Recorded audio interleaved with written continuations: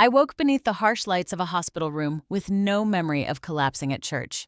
Dr. Emily Parker closed the door and placed several documents beside my hand. "Kathleen, a powerful sedative was found in your bloodstream," she said. "It was never prescribed to you." My heart began to pound. Then she showed me an agreement placing me in a memory care facility nearly 4 hours from home. Another document authorized my grandson Brandon to sell my house. Both carried my signature. Through the glass, I saw Brandon holding my packed suitcase while my granddaughter Ashley argued with a hospital social worker. They didn't look worried that I might die. They looked terrified that I was awake. Dr. Parker leaned closer.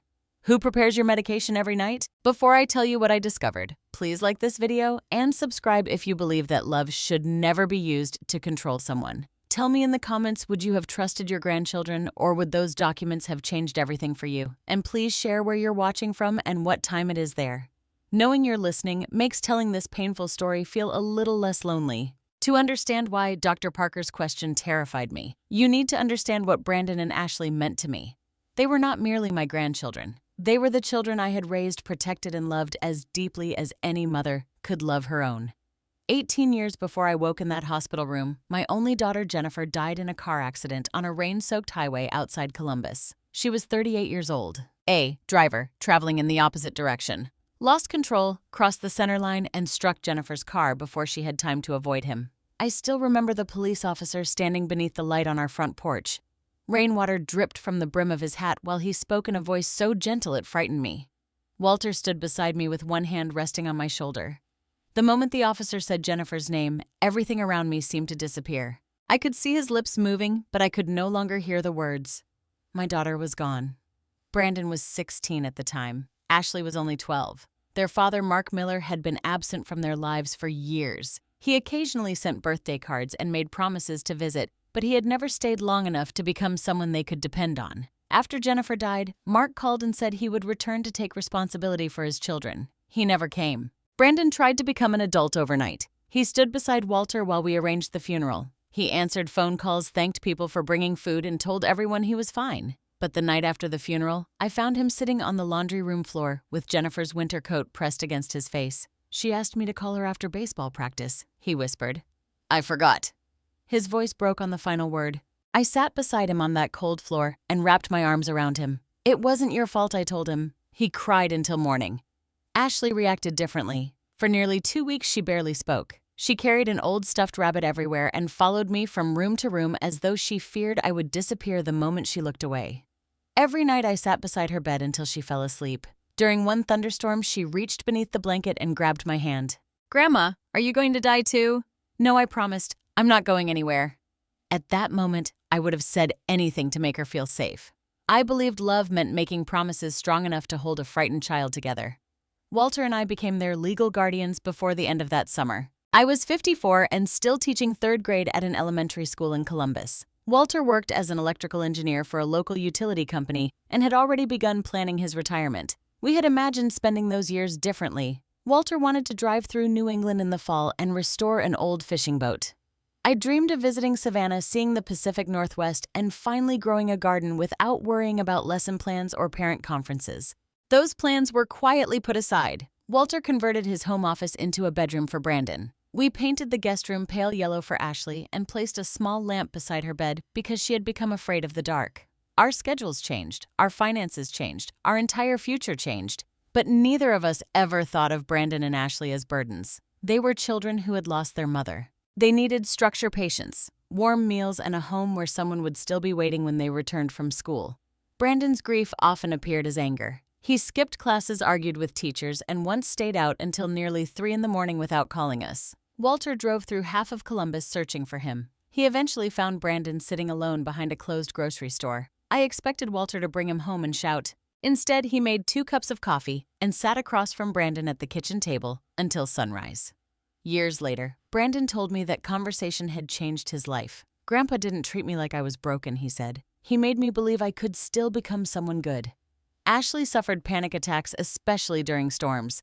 I found a counselor who specialized in childhood grief and drove her to appointments twice each week. When our insurance stopped covering the sessions, I began tutoring students after school to pay for them. I never told Ashley. I did not want her to believe her healing was something she needed to apologize for. Walter delayed his retirement. We used much of our travel savings to help Brandon attend college. When Ashley decided to complete a medical billing certification program, we paid her tuition and helped her purchase a reliable used car. I never wrote down how much we spent. You do not raise children while keeping a record of what they owe you. You give them what they need and hope that your love becomes part of the adults they eventually become. For many years, I believed it had.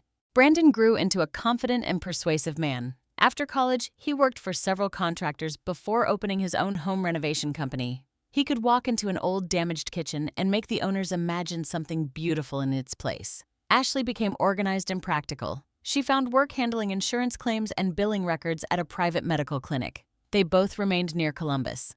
They called on birthdays, visited during holidays, and came whenever Walter or I needed help.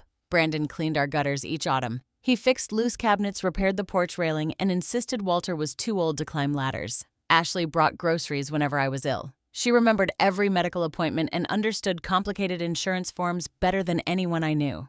Then, Walter died. It happened 6 years before my hospital visit. I went to sleep beside me on an ordinary Tuesday evening and never woke up. For nearly 49 years, Walter had been the first person I saw in the morning and the last person I spoke to at night. After his funeral, our house became painfully quiet. His reading glasses remained beside his chair. His jacket still hung near the back door. Some mornings I woke expecting to hear him making coffee, only to remember that I was alone. Brandon stayed with me for 2 weeks. He slept on the living room sofa, made breakfast every morning, and repaired the back steps Walter had intended to fix that spring. Ashley organized the sympathy cards, handled insurance calls, and helped me sort through Walter's belongings. One afternoon, I found his old blue work shirt at the back of our closet. The moment I held it against my chest, I began to cry. Ashley wrapped her arms around me. "You took care of us when we had nobody," she whispered. "Now we're going to take care of you." I believed her completely. Why wouldn't I? I had watched over their fevers, helped with homework, attended their school events, sat through graduations, and listened to every heartbreak. They were not occasional visitors in my life. They were my family. After Walter's death, Brandon and Ashley became even more involved in my daily routine. At first, their attention felt like a blessing. Brandon began stopping by every Saturday to inspect the house. He checked the furnace, changed difficult light bulbs, and installed security cameras after a burglary occurred several streets away. Ashley started attending medical appointments with me. She carried a small blue notebook, wrote down the doctor's instructions, and asked questions I sometimes forgot. When arthritis made medicine bottles difficult to open, she offered to organize my pills in a weekly container. "You spent your whole life taking care of everyone else," she told me. "Let us handle the little things now." Not long afterward, I underwent cataract surgery. For several weeks, I struggled to read small print.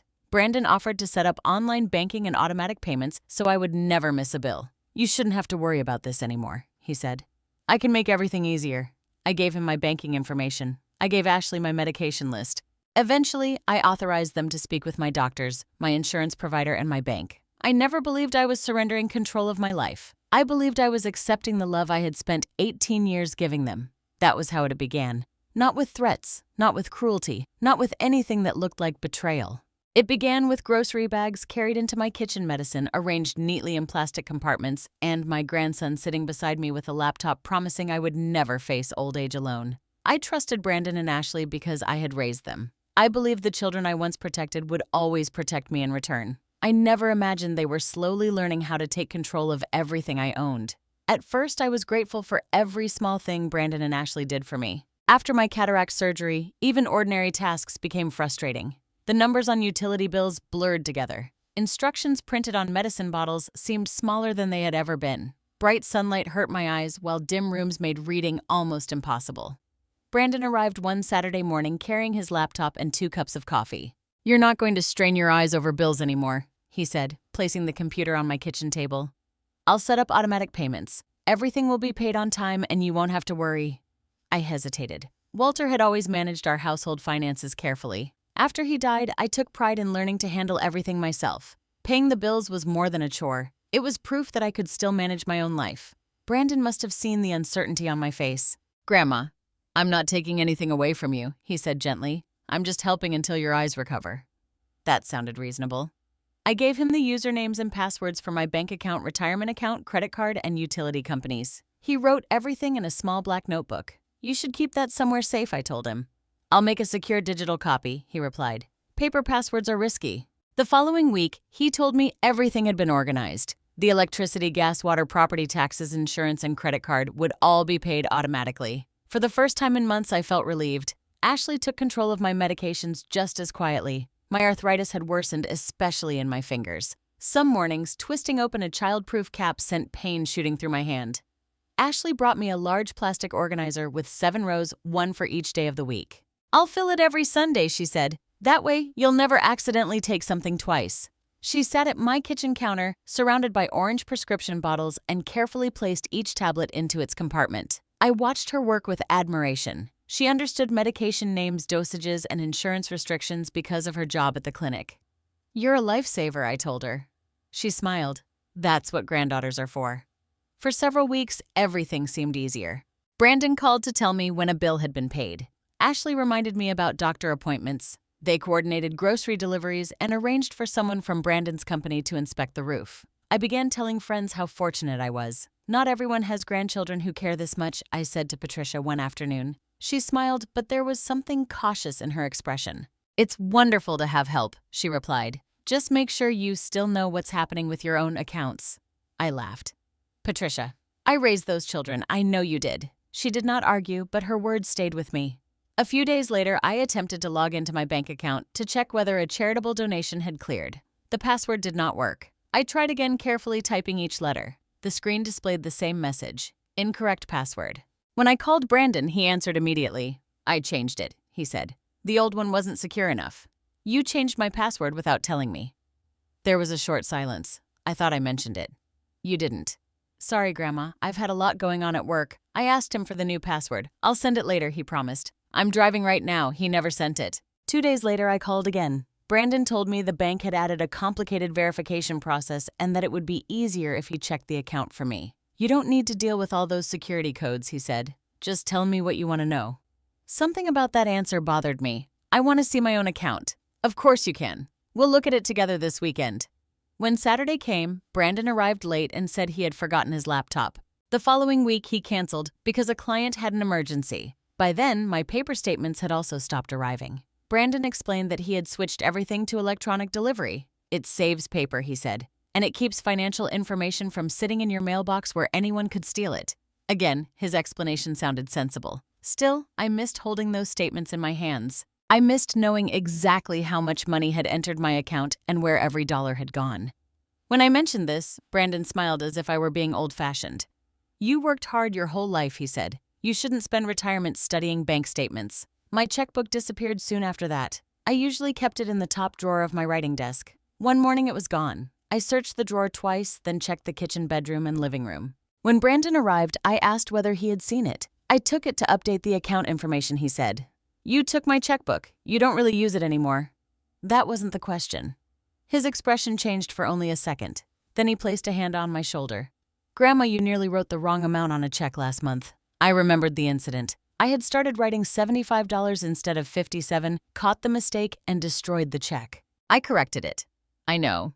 But mistakes like that can become serious." His tone was kind, but the message beneath it was clear. He believed I could no longer trust myself. Ashley had begun doing something similar at my medical appointments. She sat beside me with her blue notebook, but instead of simply taking notes, she increasingly answered questions before I could respond. "How have you been sleeping?" the doctor asked during one visit. "She wakes several times a night," Ashley said. "I sometimes wake once I corrected." Ashley gave the doctor a patient smile. "She doesn't always remember." At another appointment, the nurse asked whether I had experienced dizziness. "Only when I stand too quickly," I said. Ashley leaned forward. "It happens more often than she realizes." The nurse wrote something in my chart. I felt embarrassed and strangely invisible. Afterward, I told Ashley I wanted to answer for myself. "I'm only trying to help," she replied. "You forget details when you get nervous. I don't think I do." She looked hurt. "After everything I do for you, why are you suddenly treating me like the enemy?" The question filled me with guilt. I apologized before we reached the parking lot. Around that same time, personal belongings began disappearing. The first was Walter's watch. It was not expensive, but he had worn it every day for more than 30 years. After his death, I kept it inside a velvet box in my dresser. One Sunday, I opened the box and found it empty. I searched every drawer. Then I noticed Jennifer's gold bracelet was also missing. The bracelet had been a gift from Walter on her 18th birthday.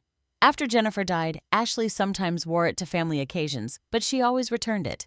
When I called her, she insisted she had not taken it. Maybe you moved those things and forgot, she said. I would remember moving them.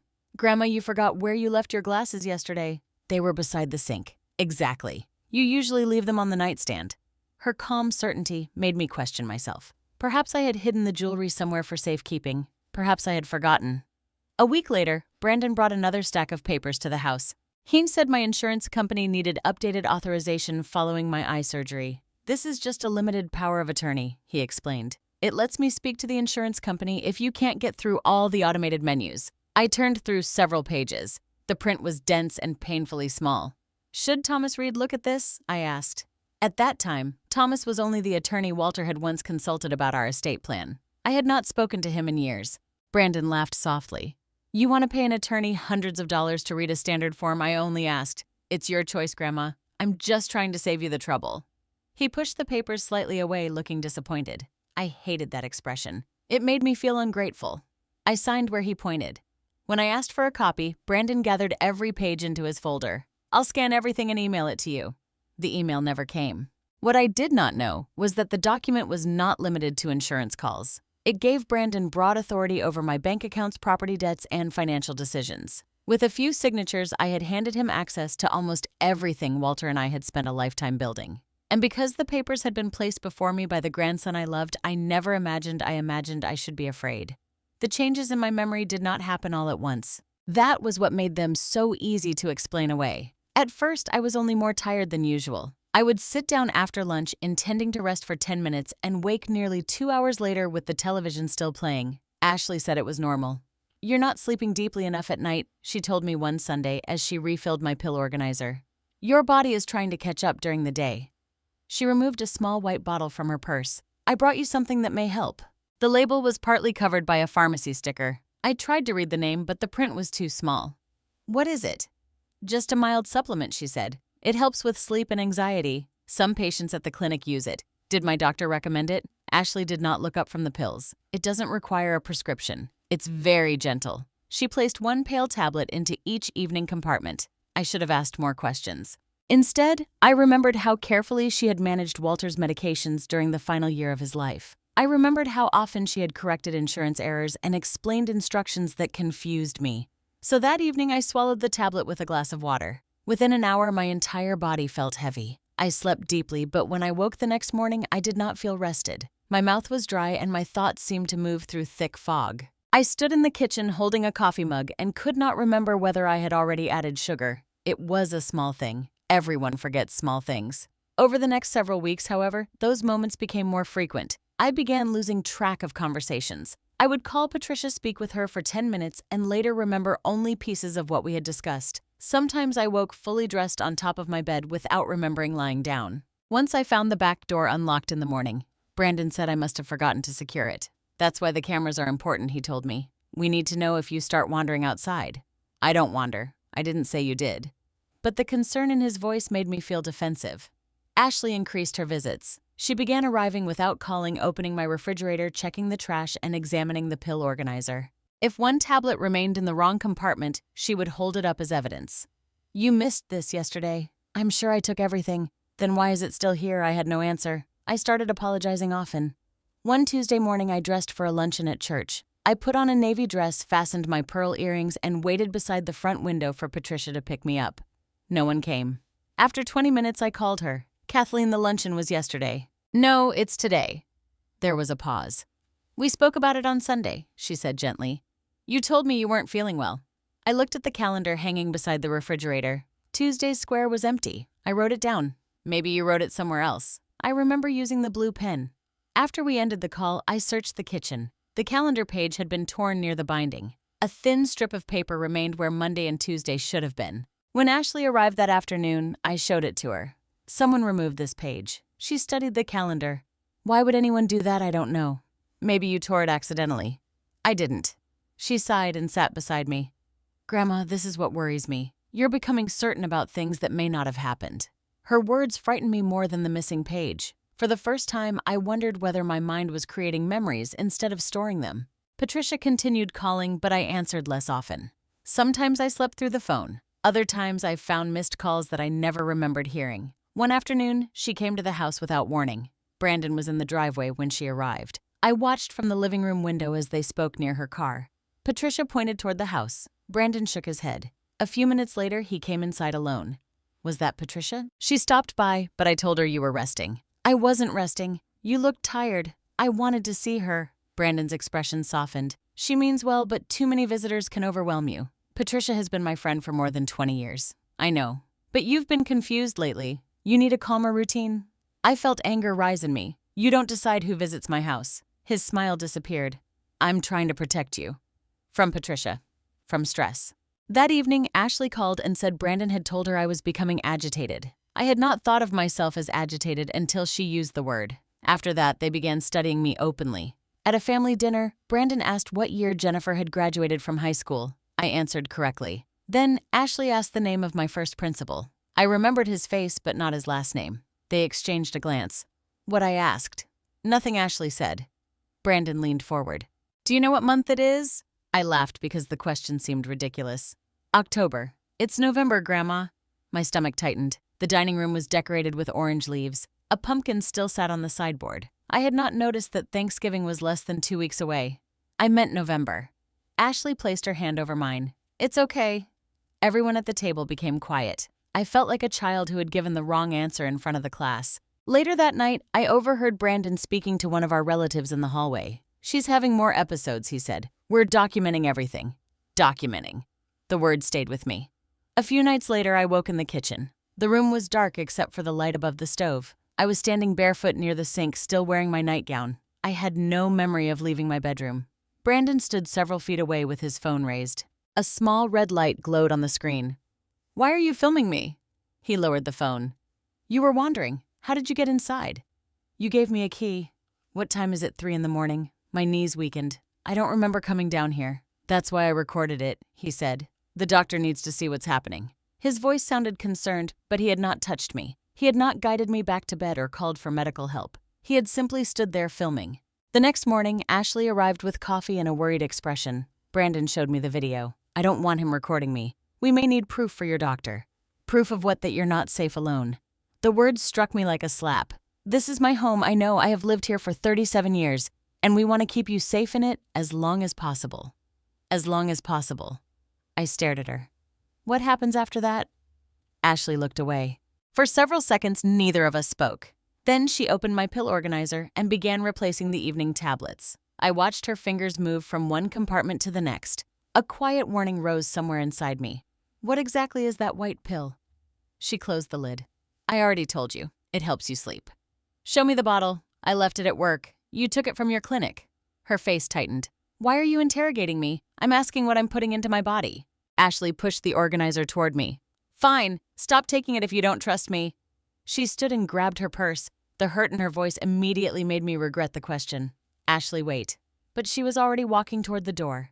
That evening, I stared at the pale tablet for a long time. Then I swallowed it. I told myself that my granddaughter had spent years helping patients and understanding medications. I told myself Brandon's videos were meant to protect me. I told myself the missing calendar page, unanswered calls, and strange gaps in my memory were signs of age. What I did not understand was that Brandon and Ashley were not simply observing my confusion. They were creating it. Every forgotten conversation weakened my confidence. Every missed appointment gave them another story to tell. Every recording made their warnings sound more believable. And each night, I swallowed the very thing that was helping them turn me into someone no one would trust, not even myself. The first sign that something was wrong with my money came through a phone call I was never supposed to answer. It was a Thursday morning just after 10. Brandon had told me not to worry about financial calls because scammers often targeted older people. But when the phone rang, I recognized the name of my bank on the screen. I answered. May I speak with Kathleen Jenkins, a woman asked. This is Kathleen. She verified my identity, then said, We're calling to confirm a recent transfer from your home equity account.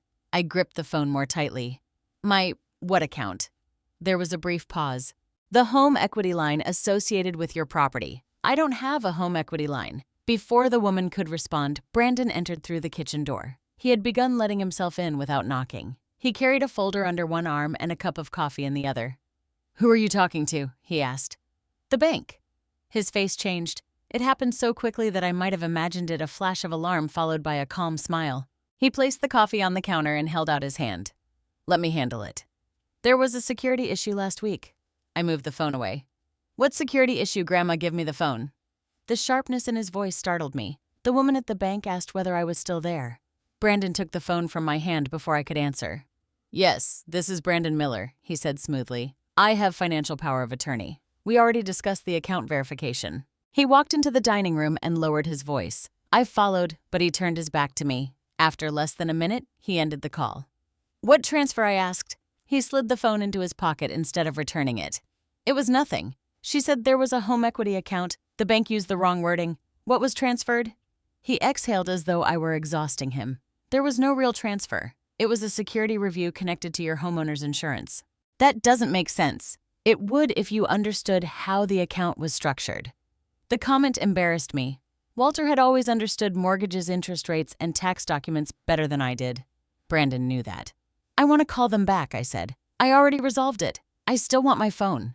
He handed it to me, but before I could unlock the screen, he placed both hands on the kitchen table and leaned toward me. Grandma, this is exactly why I took over the finances. One confusing phone call and you're already upset. I'm upset because someone mentioned an account I never opened. You did open it. My breath caught. When you signed the financial papers, you said those were for insurance. They included several authorizations. You never said anything about borrowing against my house. His expression softened immediately. No one is taking your house. Then why did the bank call? Because financial institutions call about routine activity. He spoke slowly, patiently, as though explaining something to a child. I hated the way that made me feel. Show me the account, I said. I don't have the paperwork with me. You have a folder under your arm. That's for work. He picked it up and left before finishing his coffee. For the rest of the morning, I sat at the kitchen table staring at the phone. I considered calling the bank again, but I did not know the account number. I did not know my new online password. Brandon had changed the security questions and redirected the statements. By then, almost every path to my own money ran through him. That realization frightened me. A few days later, I found the property appraisal. Ashley had left a grocery list on the kitchen counter. When I picked it up, several folded pages underneath slid onto the floor. The first page showed a photograph of my house. Beneath it were the words, residential property valuation. I sat down and read slowly. The document listed the number of bedrooms, recent renovations, estimated market value, and comparable homes sold in the neighborhood. My house had been valued at $468,000. I had not requested an appraisal. When Brandon arrived that afternoon, I placed the document on the table. What is this? He glanced at it and shrugged. The insurance company needed an updated value. Why? Replacement cost coverage. No one from the insurance company contacted me. They contacted me because I'm authorized to handle it. Then I'll call and confirm. Brandon's jaw tightened. You don't trust me? This isn't about trust. It feels like it is. I'm asking about my own house, and I'm trying to protect it. His voice grew louder. You think I have time to invent problems for you? My company is barely keeping up with 3 projects. Ashley is constantly leaving work to take you to appointments, and every time we help you question us. I didn't ask Ashley to leave work. No, but she does it because she loves you. The guilt came quickly, exactly as it always did. I looked down at the appraisal. I only wanted to understand. Brandon sat beside me and took my hand. I know, but complicated financial details are stressful. Let me handle them. His tenderness made me ashamed of my suspicion. I let him take the appraisal. The following Sunday, Ashley arrived with another stack of documents. She spread them across the dining table and placed colored tabs beside the signature lines. These are updates for your medical coverage and long-term care planning, she explained. I already have Medicare and supplemental insurance. This is different. It helps us coordinate care if you ever need more support. What kind of support? Home assistance, rehabilitation, maybe temporary residential care after surgery. I turned the first few pages carefully. The print was dense and full of legal phrases I did not understand. Ashley kept glancing at the clock. I have to be at work by 2, she said. It's all standard. I reached a page with a bold heading. Residential memory care placement authorization. My hand stopped. What is this? Ashley leaned across the table and quickly pulled the page away. That shouldn't be in there. Why is my name on it? It belongs to another file. You brought another patient's paperwork into my house. She gathered several pages and placed them beneath the folder. I print forms at work sometimes. They must have gotten mixed together. I watched her face. She would not meet my eyes. Who is the patient? I can't discuss confidential information. Then why was my name typed at the top? Ashley froze. For 1 second, I saw fear. Then she laughed nervously. It's a template, Grandma. Your information automatically filled in because I was preparing your other forms. I pushed the pen away. I'm not signing anything today. Her expression hardened. Brandon already reviewed them. I want my own attorney to review them. Thomas Reed hasn't handled your affairs in years. He can still read a document. Ashley closed the folder with more force than necessary. You're becoming suspicious of everyone. I'm asking questions. That's not what this is. She stood, shoved the papers into her bag, and left without saying goodbye. That night, I could not sleep. For once, I did not take the pale tablet from the evening compartment. I wrapped it in a tissue and placed it inside the pocket of my robe. Near midnight, I heard voices in the garage. The door between the kitchen and garage had not closed completely. Brandon and Ashley were arguing. We don't have another month, Brandon said. You said the bank would wait. They won't. If I miss the deadline, they'll freeze everything. What do you expect me to do? Get her to sign. She's asking questions now. Then stop making mistakes. I told you that page wasn't supposed to be in the folder. Brandon lowered his voice, but I moved closer. She's still too clear some days, Ashley said. That won't matter once we have enough documentation. She isn't confused enough yet. A chill moved through me. Brandon replied, Then we make sure everyone believes she is. I pushed the garage door open. They both turned. Brandon was holding a bundle of papers. Ashley had one hand pressed to her mouth. What are you talking about? I asked. Neither answered immediately. Then Brandon smiled. My business. You said I wasn't confused enough. Ashley shook her head. You misheard us. I heard my name. No one said your name, Brandon replied. You said I needed to sign something. We were discussing a client. At midnight in my garage, his expression became patient again. Grandma, you should be in bed. Don't tell me where I should be. Ashley stepped forward. Did you take your evening medicine? The question frightened me more than their silence. What does my medicine have to do with this? You become anxious when you skip it. I'm not anxious. I'm listening. Brandon and Ashley exchanged a look. It was the same look they had shared at dinner whenever I forgot a date. Only this time I understood it differently. They were not worried about me. They were measuring how much I knew. The next morning I asked them separately about the conversation. Brandon claimed he had never been in the garage. Ashley said they had discussed one of his employees. Neither admitted mentioning my signatures, my memory, or a deadline. For the first time, I stopped asking myself whether I was becoming confused. I began asking a different question. What if my confusion was exactly what they needed? The Sunday I collapsed began like any other. I woke before 7, opened the curtains, and stood for a moment watching pale morning light spread across the backyard. For the first time in weeks, my mind felt unusually clear. I had not taken the pale tablet the night before. It was still wrapped in tissue inside the pocket of my robe. I considered calling Patricia and telling her everything I had overheard in the garage. But every time I imagined speaking the words aloud, they sounded impossible. My grandchildren were trying to make me look confused. My granddaughter might be giving me something hidden among my medications. My grandson might be preparing to use my house to save his failing business. Even inside my own head, the accusations felt cruel. So I told myself I needed proof before I damaged my family with suspicion. I dressed for church in a dark blue skirt and a cream blouse. When I went downstairs, Ashley was already in my kitchen. She had used her key again. You're up early, she said. So are you. I came to check your pills. She opened the organizer and immediately noticed that the previous evening's compartment was still full. You missed your medicine. I didn't miss it.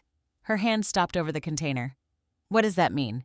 It means I chose not to take it. Ashley slowly turned toward me. Why I didn't like how it made me feel. It helps you sleep. It makes me confused. Her expression changed, but only for a moment. Then she smiled. You've been confused whether you take it or not. That isn't true. Grandma, you were standing in the kitchen at 3 in the morning. After I took that pill. She closed the organizer. You're blaming the wrong thing. What is the name of it I told you? It's a supplement. Then show me the bottle. I don't have it with me. You said the same thing before. Ashley's face hardened. I'm not going to argue with you before church. She placed the pills back in the cabinet and picked up her purse. As she walked toward the door, she looked over her shoulder. Please don't tell people things that could embarrass you later. The warning stayed with me after she left. Patricia arrived 15 minutes later. The moment I stepped into her car, she studied my face. You look pale. I didn't sleep well. That's not all. I forced a smile. Let's not be late. The drive to church took less than 10 minutes, but by the time we arrived, I felt pressure behind my eyes. Inside the sanctuary, the lights seemed brighter than usual. Voices blended together around me, and the scent of perfume and polished wood became overwhelming. Patricia touched my arm. Are you all right? I think so. We sat in our usual place near the center aisle. During the opening hymn, I tried to stand. The room tilted. I gripped the back of the pew, waiting for the dizziness to pass, but my knees weakened beneath me. Patricia reached for me. Kathleen, her voice sounded far away. My chest felt heavy. My fingers went numb. The stained glass windows stretched into long bands of color. Then, everything disappeared. When I opened my eyes, I was lying beneath fluorescent lights. A machine beeped steadily beside me. Something cold was taped to the back of my hand, and a clear tube ran from it to an IV bag. I tried to sit up. "Easy," a nurse said. "You're at Riverside Methodist Hospital. What happened?" "You collapsed at church." "Where's Patricia?" "She's in the waiting area." Before I could ask another question, the door opened. Brandon entered first, moving quickly toward the bed. Ashley followed with a large purse pressed against her side. "Oh, thank God," Brandon said. "You're awake." He took my hand, but his eyes moved immediately toward the monitors. Ashley spoke to the nurse. "She has memory problems," she said. "She may not understand everything you ask her." "I understand perfectly," I replied. Ashley ignored me. "She's been having episodes for months. Wandering confusion, missed medication." The nurse glanced at me, then at Ashley. "Are you her medical power of attorney, my brother is?" Brandon removed a folded document from his jacket. He had brought it with him. That disturbed me almost as much as Ashley's prepared explanation. A doctor entered a few minutes later and introduced herself as Dr. Emily Parker. She was a composed woman with dark hair pulled neatly away from her face. "Kathleen, I'd like to ask you a few questions," Brandon answered before I could speak. "She has early dementia."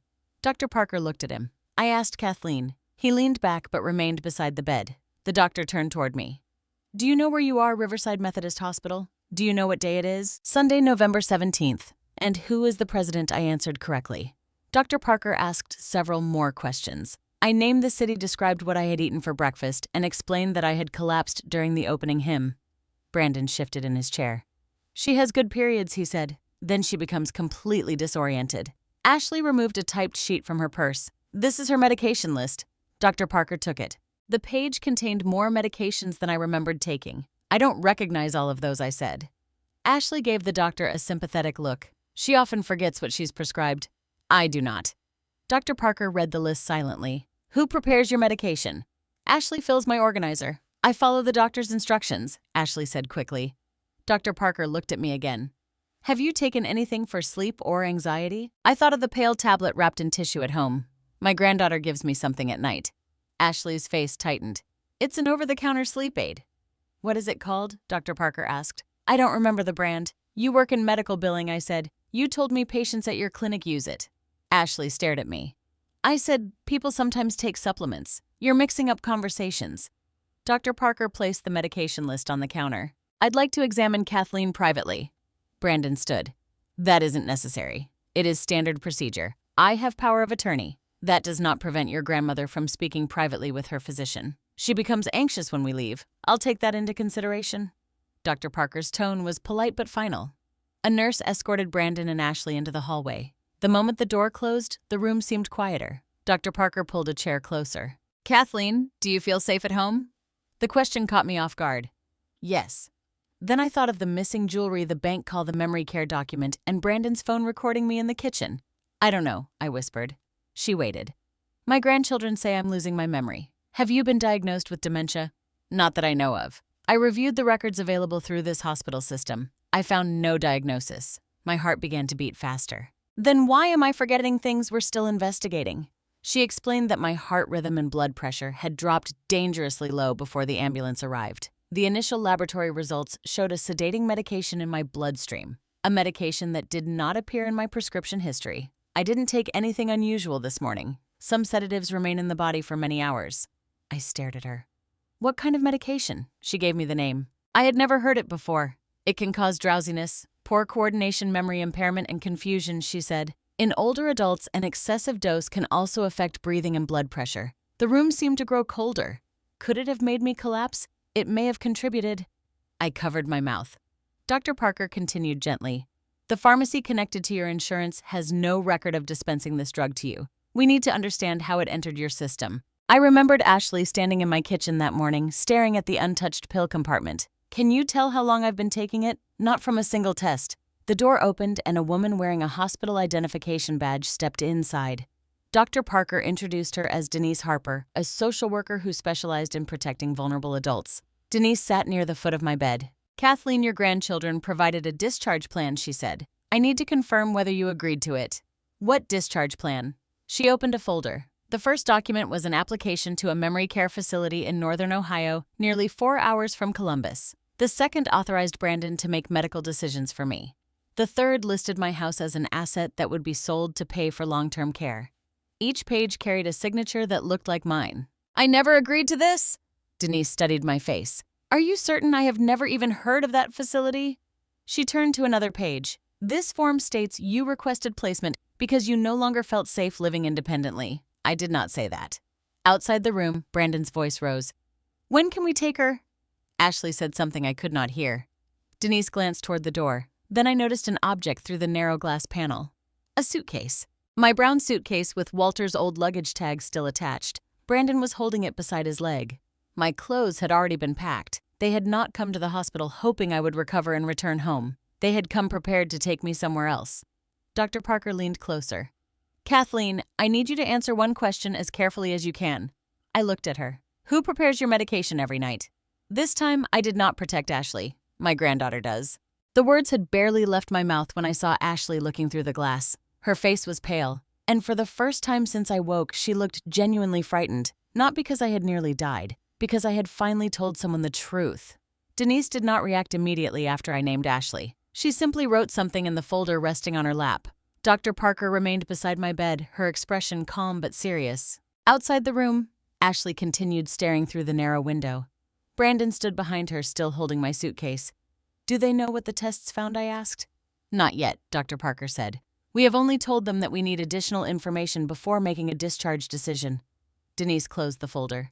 Kathleen, I need you to listen carefully. Until we understand what happened, you should not confront either of them. They nearly killed me. My voice cracked as I said it. I had not allowed myself to form those words until that moment. Denise leaned closer.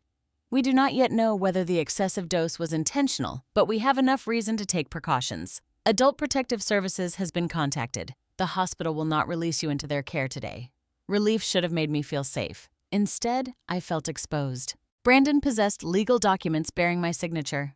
Ashley controlled my medication. They had spent months telling people I was confused. What if no one believes me? I asked. Dr. Parker touched my arm. I believe that your symptoms require investigation. Your test results are objective. The medication in your body is real. But the videos are real too. What videos? Denise asked. I told her about waking in my kitchen at 3 in the morning and finding Brandon filming me. I described the questions he and Ashley asked at family dinners and the way they spoke about documenting my episodes. Denise's face tightened. Did they ever show those recordings to a doctor I don't know? Did you give permission to be recorded? No. She added another note. Then she explained what she wanted me to do. When Brandon and Ashley returned, I was to behave as though I remained confused. I was not to mention the sedative, the memory care documents, or the investigation. The idea made me uncomfortable. I have never lied to them. They have been making decisions based on what they believe you understand, Denise said. If they think you are alert and speaking freely, they may destroy evidence or change their story. Dr. Parker nodded.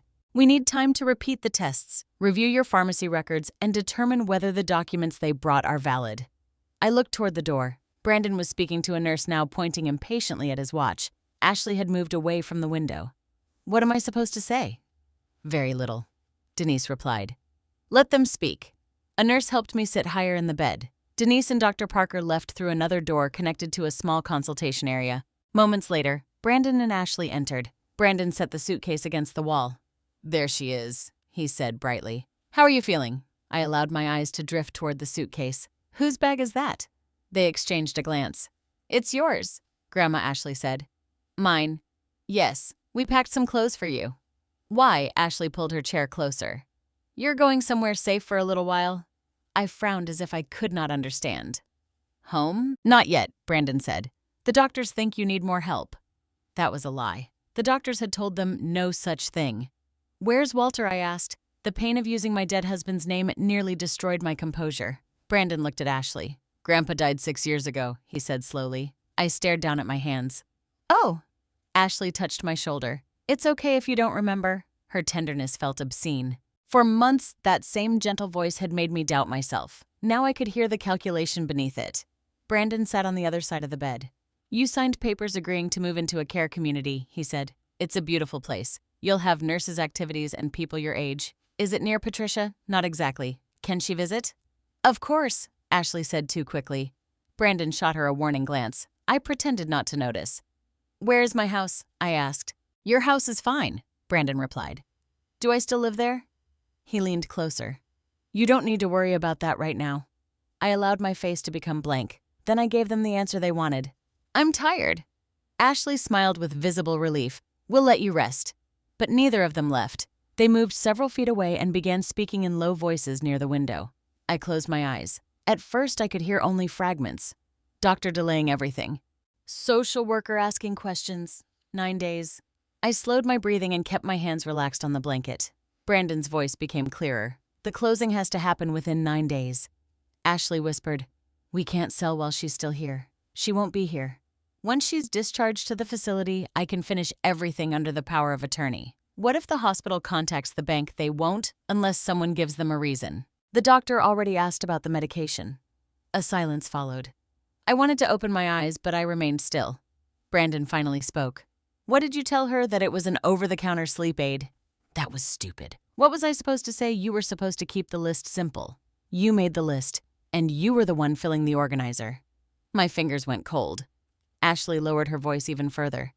Can they tell how long it's been in her system? I don't know.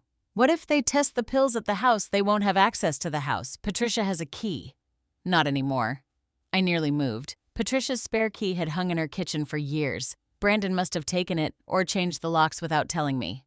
Ashley began pacing. The last dose may have been too strong. You said the same amount was working. She stopped taking it. How do you know? The Saturday compartment was still full. I gave her another one before church. My heart seemed to stop. I had not seen Ashley put anything into my food or drink that morning. Then I remembered the coffee she had left beside the sink while checking my medication. I had taken several sips before Patricia arrived. The collapse had not come from an old dose lingering in my body. Ashley had given me another one after discovering I had stopped taking the tablets. Brandon cursed under his breath. You should have told me. I was trying to keep her calm. You nearly ruined everything. I nearly ruined it. Your company is the reason we're doing this. My company pays your bills too. Not anymore. Their voices sharpened. I forced myself not to react. Brandon spoke again. Stop panicking. Everyone already thinks she has dementia. The family knows. The neighbors know. Her church friends know. If she starts accusing us, it will prove exactly what we've been saying. And if the blood test proves otherwise, one test won't erase months of evidence. Evidence. The recordings. The missed appointments. The torn calendar. The stories told behind my back. They had built a cage around me long before trying to remove me from my home. Ashley looked toward the bed. I felt her watching me. Do you think she heard us? Brandon walked closer. His shoes stopped beside the bed. Kathleen. I did not answer. He touched my arm. I let my head roll slightly to one side. Grandma, do you know where you are? I opened my eyes slowly. School, I whispered. Brandon's shoulders relaxed. She has no idea what's happening.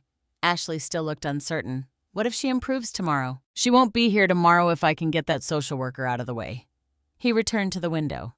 For the first time, I understood the full danger. They had not simply taken advantage of my trust. They had studied my routines, controlled my access to friends, altered my medication, and created a version of me that everyone else would believe. And when Ashley realized I was becoming clear again, she gave me another dose strong enough to make me collapse. I lay beneath the hospital blanket while tears gathered behind my closed eyes. I wanted to remember Brandon as the 16-year-old boy grieving into his mother's coat. I wanted to remember Ashley as the frightened child who once held my hand during thunderstorms. But those children were gone. The adults standing beside my hospital bed were discussing how to take my home, my money, and my freedom. They believed I was helpless because I had spent so many years loving them. They believed no one would trust an old woman they had already labeled confused. Most of all, they believed I could not hear them. They were wrong. By the next morning, the fog in my mind had begun to lift. For the first time in months, I woke without the heavy pressure behind my eyes. My thoughts felt sharper, and I could remember every word Brandon and Ashley had spoken beside my hospital bed.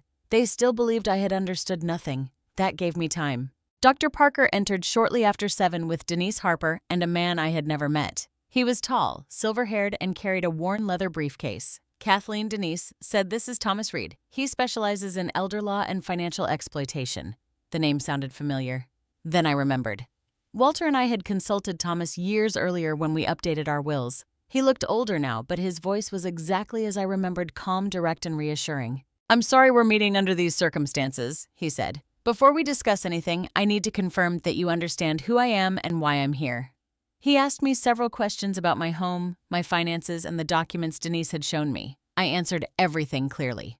Dr. Parker explained that the sedative level in my bloodstream had decreased overnight. My blood pressure had stabilized, and my mental clarity had improved significantly. That improvement is important, Thomas said. It supports the possibility that your confusion was caused or worsened by medication rather than dementia. Possibility, I asked. We need evidence strong enough to survive a legal challenge. His honesty frightened me, but I appreciated it. I told them everything I could remember. The bank call, the property appraisal, the missing jewelry, the documents Brandon had described as limited authorization, the memory care form Ashley tried to hide, the conversation in the garage. Finally, I repeated what I had overheard in the hospital room. When I told them Ashley had said the final dose may have been too strong. Denise stopped writing. Dr. Parker's expression hardened. You are certain those were her words? Yes. And she said she gave you another dose before church. She said she put something in my coffee after finding the pill still inside the organizer. Dr. Parker immediately contacted hospital security and asked that Brandon and Ashley be prevented from entering my room. Denise called Adult Protective Services. Thomas opened his briefcase and removed several forms. The first thing we need to do is revoke any authority you previously gave them, he said. Then we need emergency orders preventing them from moving you, accessing more funds, or completing the sale of your home. Can they really sell my house? If the power of attorney is as broad as it appears, they may have already taken steps toward doing so. The thought of strangers walking through the rooms Walter and I had shared made my stomach turn. That house is all I have left of him. Thomas met my eyes. Then we will move quickly. For the next several hours, my hospital room became a command center. Thomas contacted my bank and requested an immediate fraud review. Denise arranged for Adult Protective Services to open an investigation. Dr. Parker documented every medical finding and requested my complete prescription history. The information arrived slowly, then all at once. A bank representative called Thomas shortly after noon. He placed the phone on speaker after receiving my permission. The representative confirmed that Brandon had used my financial power of attorney to open a home equity line of credit in my name. The amount was $186,000. For several seconds, I could not speak. Walter and I had paid off our mortgage 12 years earlier. I remembered the evening we made the final payment. Walter had opened a bottle of champagne and we had danced in the kitchen like newlyweds. Now my home was carrying debt again. Where did the money go? I asked. The representative hesitated. Most of it was transferred into business accounts associated with Miller Home Renovations, Brandon's company. Additional funds had been used to cover overdue payments, equipment leases, contractor debts, and personal credit cards. Thomas asked about my retirement deposits. There was another pause. Several payments had been redirected into a joint account bearing Ashley's name. How much? I asked. The total was more than $31,000. I felt as though the bed had dropped beneath me. Ashley had sat beside me while I cried over Walter's shirts. She had told me I was the only mother she had left. At the same time, she had been diverting the pension I earned after decades in a classroom. The credit card records were worse. Ashley had used my account for clothing, restaurant meals, hotel stays, beauty treatments, and a designer handbag costing more than I had ever spent on myself. Brandon had charged building materials and fuel for his company. They treated my life like an open wallet, I whispered. Thomas did not soften the truth. Yes, the beneficiary changes came next. My savings account, life insurance policy, and several investment accounts had all been altered. Brandon and Ashley had listed themselves as primary beneficiaries. The changes had been made within the previous 6 months. 6 months. That was around the time my memory problems became severe. Then, Thomas received an email from the county recorder's office. My house had not only been appraised, it had been listed for sale. A purchase agreement had already been signed with a private investment company. The closing was scheduled in 9 days. The price was nearly $70,000 below the appraised value. Why would Brandon sell it for less? I asked. Because a fast sale mattered more than a fair price, Thomas said. He needed cash quickly. The words from the hospital returned to me. The closing has to happen within 9 days. His company was not merely struggling, it was collapsing, and he intended to use my home to save it. Denise received another report that afternoon. The missing jewelry had been sold to a pawn and estate buying business outside Columbus. Walter's watch, Jennifer's bracelet, my mother's ring. Each item had been handed over with documents claiming Ashley had my permission. I pressed my fingers against my mouth. The money hurt. The house terrified me, but the jewelry broke something inside me that I could not repair. Those objects were not investments. They were pieces of the people I had loved. Ashley knew that. She had worn Jennifer's bracelet at her own graduation. She had asked me to tell the story of my mother's ring more times than I could count. and still she sold them. By late afternoon, Thomas had uncovered another part of their plan. Brandon and Ashley had spent months preparing everyone around me to doubt my word. They had contacted relatives and described me as forgetful, paranoid, and increasingly aggressive. They had told church members I sometimes invented accusations. Brandon had informed neighbors that I might become frightened if anyone visited without permission. Ashley had entered notes into medical intake forms claiming I suffered from cognitive decline. They isolated you before taking the larger financial steps, Denise explained. That way, if you complained, people would interpret your complaints as symptoms. I thought of Patricia standing in my driveway while Brandon refused to let her inside. I thought of the family dinner where they tested my memory in front of everyone. I thought of every time I had apologized for doubting them. They had not simply stolen from me. They had built a story in which I could no longer be believed. Thomas asked whether I had another safe place to stay after discharge. Patricia, I said immediately. But Brandon said she doesn't have a key anymore. We won't send you home, Denise assured me. The hospital arranged for me to leave through a private staff entrance the following morning. Patricia would meet us there and my location would not be shared with Brandon or Ashley. That evening, hospital security escorted them from the building after Brandon demanded access to my records. I watched from the narrow window as he argued with a guard in the lobby. Ashley stood nearby, gripping her purse with both hands. They no longer looked like worried grandchildren. They looked like people watching a plan collapse. The next morning, Denise helped me into a wheelchair, although I insisted I could walk. It's safer this way, she said. A nurse pushed me through quiet corridors and down a service elevator. Thomas walked beside us, carrying copies of the emergency filings. When the doors opened near the private exit, I saw Patricia waiting beside her car. The moment she saw me, she covered her mouth. Then she hurried forward and wrapped her arms around me. I knew something was wrong, she whispered. I began to cry against her shoulder. Across the parking area, through the glass doors of the main lobby, I saw Brandon moving from one desk to another. He was searching for me. Ashley followed several steps behind, speaking urgently into her phone. For the first time, they did not know where I was going. They did not control who I spoke to. They did not control what medication entered my body. They did not control the story. Patricia helped me into the passenger seat. As we drove away, I looked back at the hospital. I had entered that building believing I might be losing my mind. I left knowing something far more painful. My mind had never been the problem. The people I trusted with everything had been slowly taking everything away. But they had not finished. And now, neither had I. Patricia's house stood directly across the street from mine, but that morning it felt like another country. For years, I had crossed between our homes without thinking. We exchanged casseroles, garden tools, books, and spare keys. Her kitchen window faced my front porch, and mine faced hers. Now I sat at her dining table with the curtains partly closed, afraid Brandon might look across the street and see me. Patricia placed a cup of tea in front of me. "You're safe here," she said. I wanted to believe her, but Brandon knew where she lived. He knew the layout of her house, the location of her spare key, and the code to her garage, because he had helped repair the door the previous winter. Thomas Reed arrived before noon, carrying several folders. I had spent the morning requesting emergency protection from the probate court. By the time he sat down, the judge had issued temporary orders preventing Brandon and Ashley from selling my house, transferring additional assets, or moving me into any care facility. Their financial authority had also been temporarily suspended. "The house cannot close in 9 days," Thomas said. "At least, not legally." The relief that moved through me was so strong I had to grip the edge of the table. "So it's safe for now." Those 2 words kept me from celebrating.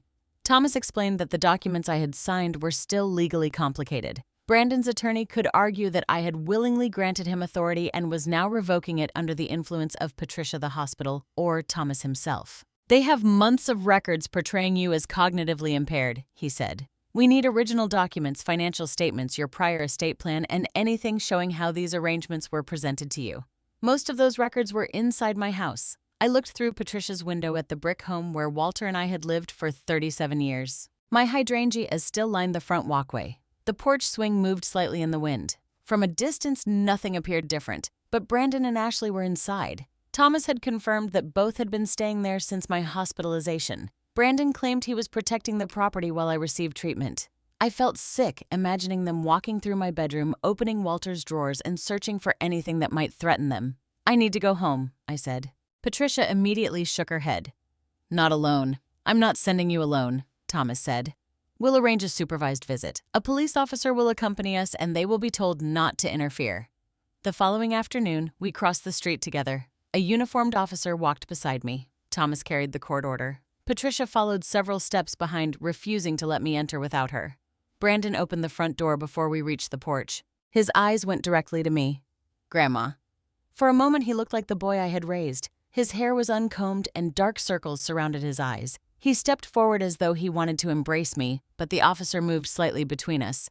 Brandon stopped. You disappeared from the hospital, he said. We thought something terrible had happened. Something terrible did happen. His face tightened. Ashley appeared behind him. She looked exhausted. Her eyes were red and she wore the same gray sweater she had worn at the hospital. When she saw me, she began to cry. Grandma, please, she whispered. The hospital misunderstood everything. I forced myself to look away. Thomas handed Brandon a copy of the court order. Kathleen is here to retrieve personal and legal records. You and Ashley are not to interfere. Brandon glanced at the first page. This is insane. It is enforceable, Thomas replied. Ashley moved closer to me. The medication must have been a mistake, she said. Maybe the pharmacy put the wrong pills in one of the bottles. You told me it was a supplement. I was confused about which one you meant. You prepared every dose. I was trying to help you. Her voice cracked perfectly. A week earlier, I would have comforted her. That day, I remembered her words beside my hospital bed. The last dose may have been too strong. I walked past her. The house smelled different. There were takeout containers on the kitchen counter and a man's jacket thrown across Walter's chair. Several drawers stood partly open. They had not been protecting my home. They had been searching it. Thomas gave me a written list of the items we needed. My original will, Walter's estate papers, old bank statements, property records, birth certificates, insurance policies, any notebooks containing passwords or account information. I began in the bedroom. Ashley followed me to the hallway until the officer told her to remain downstairs. Inside my room, the jewelry boxes were still open. Walter's side of the closet had been disturbed. Several storage containers had been pulled from the upper shelf and left on the floor. I found our birth certificates inside a metal box beneath winter blankets. The original property deed was still there, along with the mortgage release document proving Walter and I had once owned the house without debt. I held the paper for several seconds. Walter had framed a copy after our final payment, joking that it was the most expensive certificate we would ever earn. Now, Brandon had borrowed against that accomplishment without telling me. Thomas placed the documents inside his case. We searched the dresser and the filing cabinet, but my recent bank records were gone. Then I remembered Walter's study. For years after his death, I had left the room almost unchanged. His wooden desk faced the backyard. Technical manuals filled the shelves, and an old desktop computer sat beneath a layer of dust. When I entered, Brandon appeared in the doorway. You won't find anything in here, he said. The officer stepped forward. You were told to stay downstairs. I'm trying to help. I don't need your help, I said. The words sounded unfamiliar in my own voice, but they felt good. Brandon looked at me with an expression of wounded disbelief. After everything I've done for you, I turned away. On the desk sat an old tablet in a cracked brown case. Walter had used it to monitor the original security system he installed years before Brandon upgraded the cameras. I picked it up. The screen was dark, but when I pressed the power button, a charging symbol appeared. You can leave that, Brandon said quickly. It hasn't worked in years. His reaction told me the tablet mattered. I'd like to keep it. It belongs to the house. It belonged to Walter. Brandon stepped into the room. Thomas blocked his path. Kathleen is entitled to remove her personal property. For the first time, Brandon lost control of his expression. Fear crossed his face. Only for a second. Then he smiled. Take it. It's useless. I placed the tablet inside a canvas bag. As I turned, I noticed a small black device beneath the edge of the desk. A network hub. One green light still blinked. Walter's old system was not completely dead. I remembered something else. When Brandon installed the new cameras, he complained that changing the entire network would take too long. He had reused part of Walter's original setup. At the time, I thought nothing of it. Now I wondered whether the new cameras had been sending archived notifications to Walter's tablet. Ashley appeared in the hallway despite the officer's warning. What are you doing with that? She asked. Her eyes were fixed on the canvas bag. Taking some of Walter's things. What things? I don't remember, I said. The lie came more easily than I expected. Ashley studied my face. For a frightening moment, I thought she knew exactly what I was hiding. Then, Brandon called her name from downstairs. She hesitated before turning away. I opened a storage cabinet and placed the tablet beneath one of Walter's folded blankets. I carried the entire bundle to Patricia's house so neither of them could see what mattered most. Later that evening, Thomas connected the tablet to a charger. The screen finally lit. A familiar family photograph appeared as the background. Walter, Jennifer, Brandon, Ashley, and me standing together at a summer picnic many years earlier. Seeing it nearly broke my heart. Thomas tapped the security application. A password box appeared. I tried Walter's birthday. Incorrect. Our wedding anniversary. Incorrect. Jennifer's birthday. Incorrect. After 3 attempts, the application locked for 15 minutes. Patricia touched my shoulder. We'll find it. I stared at the photograph on the screen. Somewhere inside that tablet might be proof that could save my home and my freedom, but only if I could remember a password chosen by a man who had been gone for 6 years. Across the street, the lights came on in my house. Through the curtains, I saw Brandon moving from room to room. Then Ashley appeared at the upstairs window, looking toward Patricia's home. I stepped away before she could see me. They believed the tablet was useless. I needed them to keep believing that, because the system Brandon had installed to watch and control me might have recorded the one thing he never expected anyone to see: the truth. 3 days after I returned to my house, Brandon and Ashley made their most dangerous move. Thomas arrived at Patricia's home shortly after breakfast, carrying a thick envelope from the probate court. His face told me the news was bad before he sat down. They filed for emergency guardianship, he said. I stared at him. They want a judge to declare that I can't make my own decisions. Yes. Patricia placed her coffee cup on the table with enough force to make it rattle. After everything they did, they're asking the court to give them even more control. Thomas opened the envelope. They're claiming Kathleen is suffering from severe cognitive decline, paranoia, and delusional thinking. According to the petition, Brandon and Ashley believe she is being manipulated by you, Patricia, and by people at the hospital. I almost laughed. The accusation was so cruel and calculated that for a moment, it did not feel real. They drugged me, I said. They stole my money. Now they're saying the people who helped me are the dangerous ones. That is their strategy, Thomas replied. They want the court to believe every accusation you make is another symptom of your condition. He handed me a copy of the petition. Brandon described himself as a devoted grandson who had sacrificed his time and business responsibilities to care for me. Ashley claimed she had spent years coordinating my medical needs because I could no longer understand instructions. They wrote that I had become suspicious, hostile, and vulnerable to outside influence. They claimed Patricia had encouraged me to leave the hospital without proper medical supervision. They accused Thomas of pursuing legal action despite knowing that I lacked the capacity to hire an attorney. But the worst part was the evidence attached to their petition. There were photographs of my weekly pill organizer, copies of medical intake forms mentioning confusion, statements from relatives who had witnessed my difficulty remembering dates, and several videos recorded by Brandon.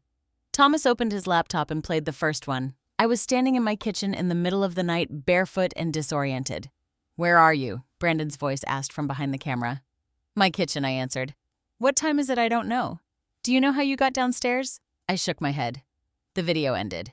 Another recording showed me sitting at the dining table while Brandon asked what month it was. I answered October instead of November. In another, I repeatedly searched my purse for glasses that were resting on top of my head. The clips were real. That was what made them so powerful. They did not show Ashley placing pills into my organizer. They did not show what I had swallowed before becoming confused. They did not show Brandon waiting with his phone prepared before I entered the kitchen. They showed only an elderly woman who appeared unable to manage her own life. Watching myself on the screen made my stomach twist. "Turn it off," I whispered. Thomas closed the video. "They edited the recordings carefully," he said. "Not necessarily by changing the images, but by removing the context. Will the judge believe them? The judge will take them seriously."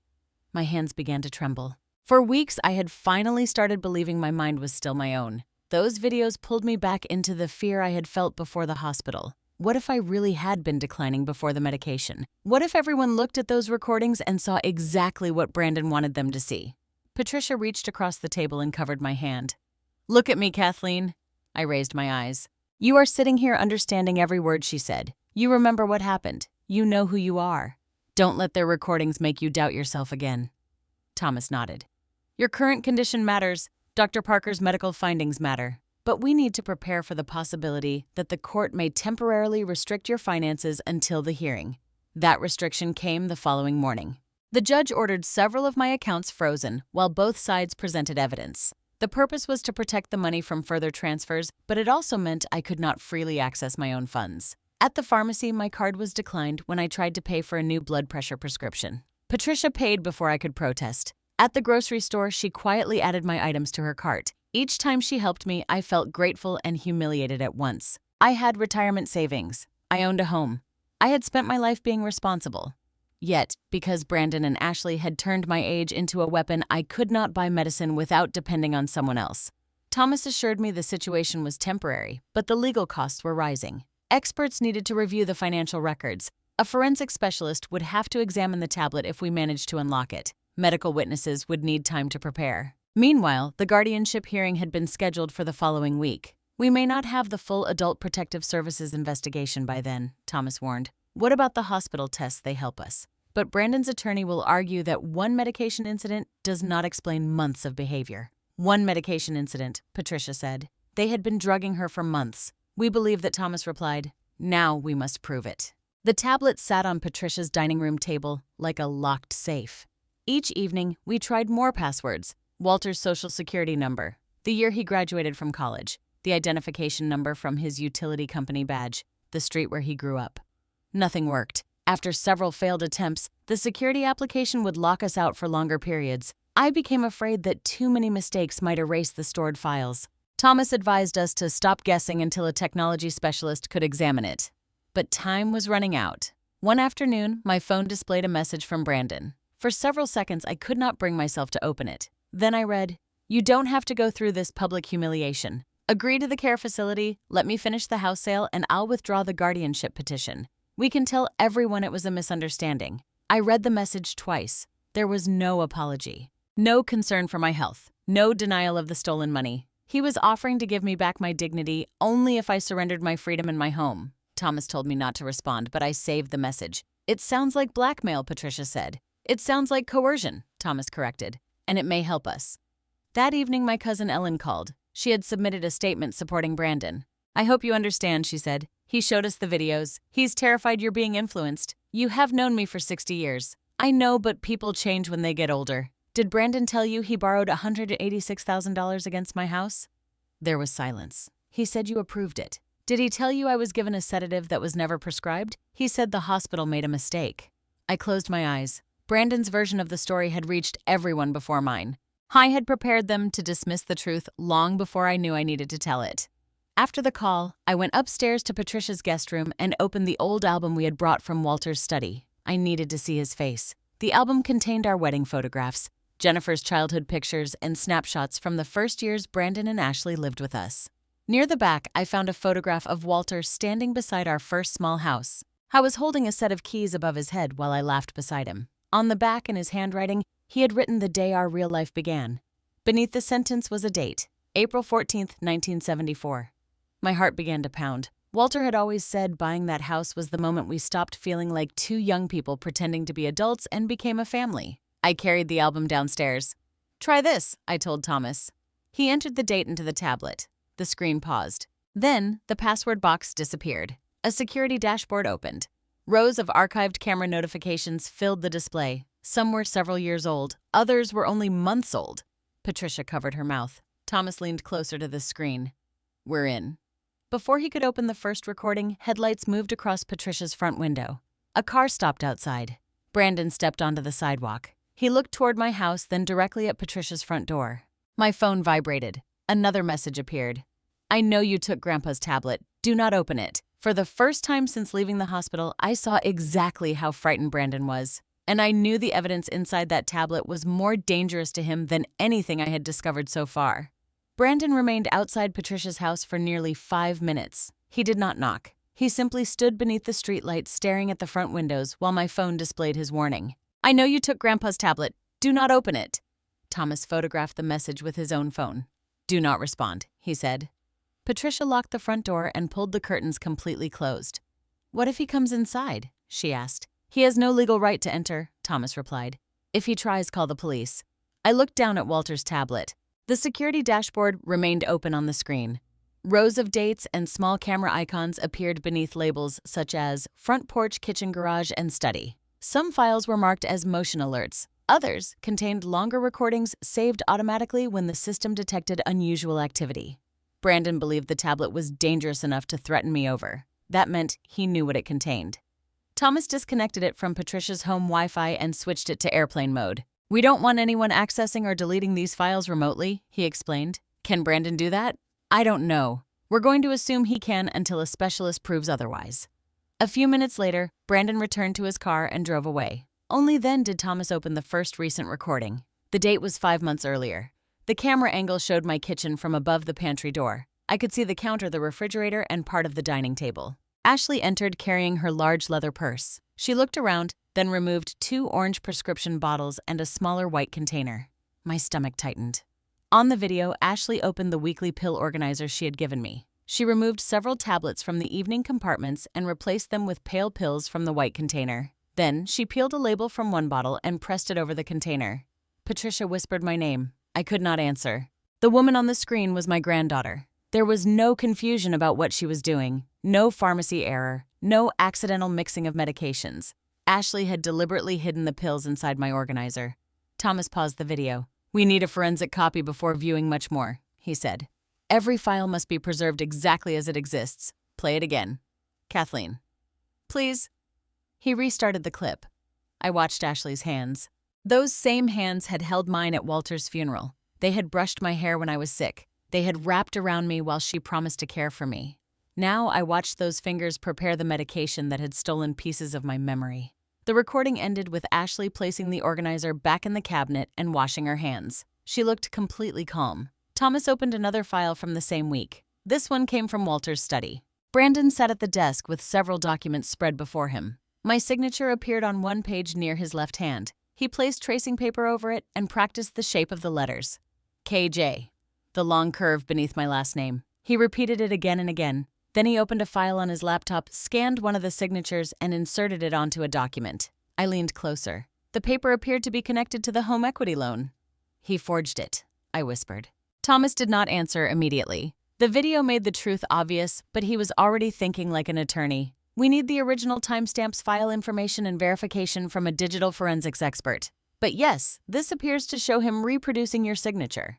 In another clip, Brandon held my financial power of attorney beside a scanner. He removed several pages, replaced them with others, and scanned the new packet as though it were one complete document. That explained why the authority I remembered signing did not match the papers presented to the bank. The limited authorization may have existed at first. Brandon had expanded it afterward. Patricia stood behind me with one hand resting on the chair.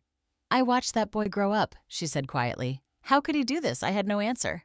Thomas opened the garage archive. At first, the recordings contained ordinary sounds, the garage door opening, tools being moved, Brandon's employees dropping off materials. Then, he found a file from the night I had overheard Brandon and Ashley arguing. The camera had captured only part of the garage, but the audio was clear. Brandon's voice came first. "The lender gives me until the end of the month. After that, they take the equipment and file against the company." Ashley replied, "Then let the company go. And lose everything I built. You're asking me to risk my job. You already used her card. You already moved the pension money. That was supposed to be temporary. So was the loan." Ashley paced into view. "She's noticing things. Then stop leaving paperwork where she can find it. What happens after the facility? I close the sale, pay the business debts, and move the rest before anyone asks questions. And if she demands to come home?" Brandon laughed. "She won't have a home." The sound of his laughter filled Patricia's dining room. I closed my eyes. That was the moment something inside me finally stopped searching for excuses. Until then, a part of me had still hoped Brandon was desperate rather than cruel. I had imagined debt frightening him into terrible decisions. But the ease in his voice told me this was more than panic. He had reduced my life to a transaction. The recording continued. Ashley said, "What if a doctor says she's competent? That's why we need the videos. She has clear days. Not after you adjust the evening dose."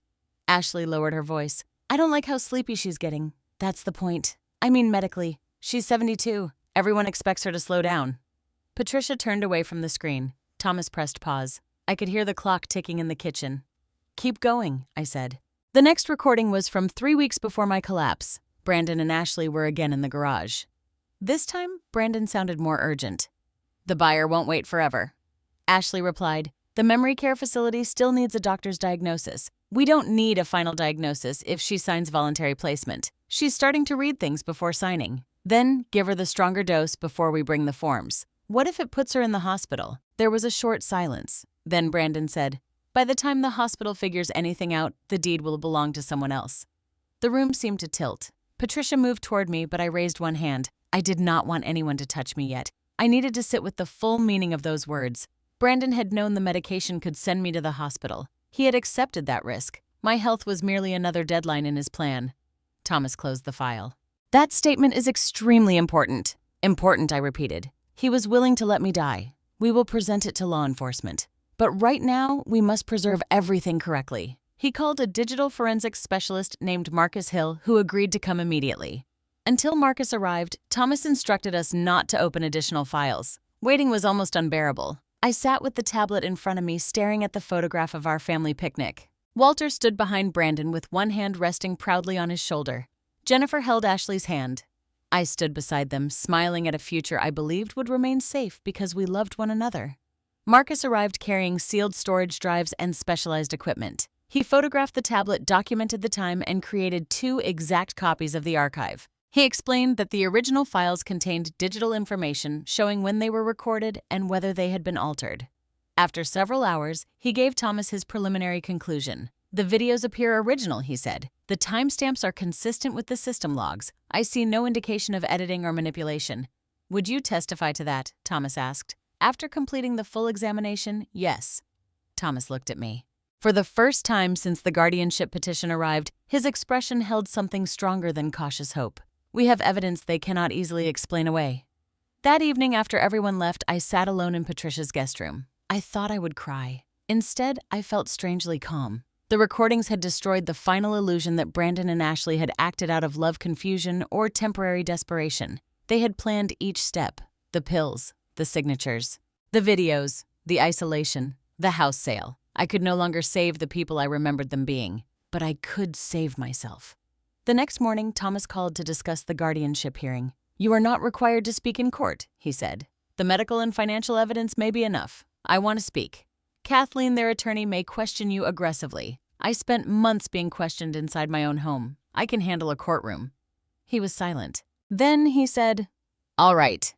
I looked across the street at my house. Brandon had installed cameras because he wanted to watch me lose control. Instead, those cameras had preserved the truth. And Walter, the man who had protected our family his entire life, had left behind the password that allowed me to find it.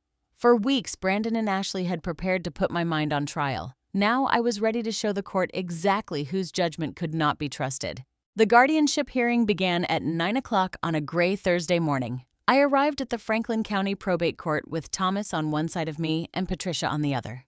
Dr. Emily Parker, Denise Harper, and Marcus Hill waited nearby with folders and sealed copies of the evidence. My hands were cold despite the warmth inside the courthouse. Thomas had explained that the hearing would determine whether I remained legally in control of my own life. That sentence had kept me awake the night before. At 72 years old, after raising a daughter, 2 grandchildren, and generations of third-grade students, I had to prove that I was still capable of deciding where I lived, how I spent my money, and whom I allowed into my home. Brandon and Ashley were already inside the courtroom. Brandon wore a dark suit and a blue tie Walter had given him for his college graduation. Ashley sat beside him in a modest black dress, holding a tissue between both hands. They looked respectable, concerned, devoted. Anyone entering without knowing the truth might have believed they were 2 loving grandchildren carrying an unbearable responsibility. Brandon looked at me as I approached. His expression softened. "Grandma," he said quietly. I kept walking. The judge entered, and everyone stood. After the hearing began, Brandon's attorney spoke first. He described me as a formerly independent woman whose mental condition had declined rapidly after Walter's death. He said Brandon and Ashley had sacrificed time, money, and careers to protect me. Then Brandon took the witness stand. He spoke calmly. He told the judge how Walter and I had raised him after Jennifer died. He described helping with repairs, paying my bills, and checking on me at night. "I love my grandmother," he said. "Everything I did was to keep her safe." His voice broke at exactly the right moment. He spoke about finding me wandering in the kitchen at 3 in the morning. He said I forgot appointments, misplaced valuables, and accused family members of stealing. When asked about the sale of my house, Brandon claimed I had approved it because I wanted to move somewhere safer. "She understood the plan when she signed," he said. Then she became confused and turned against us. His attorney played the videos. I watched myself appear on a large screen at the front of the courtroom. There I was in my nightgown, standing barefoot beneath the kitchen light. There I was answering the wrong month. There I was searching for glasses resting on my head. Quiet concern spread across the judge's face. The videos looked terrible. Even knowing what caused my condition, I felt embarrassed watching them. Then Ashley testified. She cried before the first question was finished. "I never wanted control of Grandma's life," she said. "I only wanted her to be safe." She described filling my pill organizer, attending appointments, and staying awake at night, worrying that I might fall. When asked about the sedative, she blamed a medication mix-up. "I must have confused one bottle with another," she said. "It was an accident." Was the medication prescribed to Kathleen? Thomas asked during cross-examination. Ashley looked down. No. Where did you obtain it? I don't remember. You work at a medical clinic. In billing. I don't prescribe medication. That was not my question. Her attorney objected, but the judge allowed Thomas to continue. Ashley claimed she may have received the pills from a friend. She denied intentionally hiding them inside my organizer. Then Thomas asked about the hospital. Did you tell your brother the final dose may have been too strong? Ashley's face went pale. I don't remember saying that. Did you give Kathleen something before church? No. Did you place anything in her coffee? No. Thomas nodded and returned to his table. For a moment I worried. Without the recordings, their lies sounded polished enough to survive. Several relatives testified next. My cousin Ellen said I had seemed forgetful at dinner. Another family member said Brandon had expressed concern about my paranoia months earlier. None of them had seen the theft. None had known about the medication. But their statements supported the story Brandon had carefully built. The judge asked Thomas whether I had undergone an independent cognitive evaluation. Yes, Your Honor, he replied. Dr. Parker took the stand. She explained my hospital tests in clear, measured language. She testified that I had never been diagnosed with dementia and that no prior examinations supported Brandon's claim of advanced cognitive decline. She described the sedative found in my bloodstream. In older adults, she said this medication can cause confusion, memory impairment, slowed breathing, poor balance, and severe drowsiness. Did Kathleen's condition change during hospitalization? Thomas asked. Yes. Her cognition improved significantly as the medication cleared from her body. Was that improvement consistent with permanent dementia? Brandon's attorney suggested that I could have taken the medication accidentally. Dr. Parker remained calm. One accidental dose would not explain the repeated pattern described over several months. It also would not explain why pills containing that medication appeared inside her weekly organizer. Next, Denise testified about the discharge plan. She explained that Brandon had attempted to prevent me from speaking privately with the doctor. She described my packed suitcase, the memory care application, and the facility nearly 4 hours away. Had Kathleen received a medical recommendation for memory care placement? Thomas asked. No. Had she knowingly consented, she told me she had never heard of the facility. Then the banking investigator presented the financial records. The courtroom became completely still as the figures were read aloud. A $186,000 home equity loan, more than $31,000 in redirected pension income, personal credit card purchases, changed beneficiaries. A below-market home sale scheduled to close within days. Brandon shifted in his chair. His attorney argued that the transactions had been authorized under power of attorney. Thomas responded by introducing the footage from Walter's study. Marcus Hill testified first. He explained how the tablet had been preserved, copied, and examined. He confirmed that the timestamps were consistent and that there was no evidence of editing. Then, Thomas played the first recording. Ashley appeared on the screen inside my kitchen. The judge watched as she removed pills from my organizer, replaced them with pale tablets, and covered the original container label. Ashley stopped crying. Her entire body became rigid. Her attorney whispered something urgently, but she did not respond. The next clip showed Brandon practicing my signature. He traced it repeatedly, scanned it, and inserted it into a document. Brandon stood halfway from his chair. That is not what it looks like. The judge ordered him to sit down. Thomas played the garage recording. Ashley's voice filled the courtroom. She has clear days. Then, Brandon's reply. Not after you adjust the evening dose. A murmur moved through the room. The final recording began. What if it puts her in the hospital? Ashley asked. Brandon's recorded voice answered. By the time the hospital figures anything out, the deed will belong to someone else. I looked at him. For the first time, he did not look like my grandson. He looked like a frightened man trapped by his own words. His attorney claimed the recordings had been taken out of context. Brandon said he had been discussing another property. Ashley suddenly turned toward him. You said no one would ever find those files. The courtroom fell silent. Brandon stared at her. Ashley, stop talking. You told me the old system didn't save anything. Her attorney tried to interrupt. But panic had broken through her carefully prepared performance. You said we only needed the videos until the house sold, she continued. You said she would forgive us later. Brandon's face twisted with anger. You put the pills in her organizer because you told me to. You chose to do it. Their attorneys both demanded a recess. The judge refused until order was restored. Then Thomas turned to me. Kathleen, are you willing to address the court? I stood slowly. My knees trembled, but my voice did not. I loved Brandon and Ashley before they could understand what love meant, I said. I raised them after they lost their mother. I paid for their education, gave them a home, and trusted them with every vulnerable part of my life. I looked directly at the judge. I am not asking the court to feel sorry for me. I am asking for the right to live in my own house, manage my own money, choose my own doctors, and decide who deserves access to me." I paused. My greatest mistake was believing that love made questions unnecessary. It does not. Real love does not require blindness. It does not hide pills, forge signatures, isolate someone from friends, or turn their confusion into evidence. Brandon stared down at the table. Ashley was crying again, but this time I felt no urge to comfort her. The judge reviewed the documents in silence. Then she delivered her ruling. The emergency guardianship petition was denied.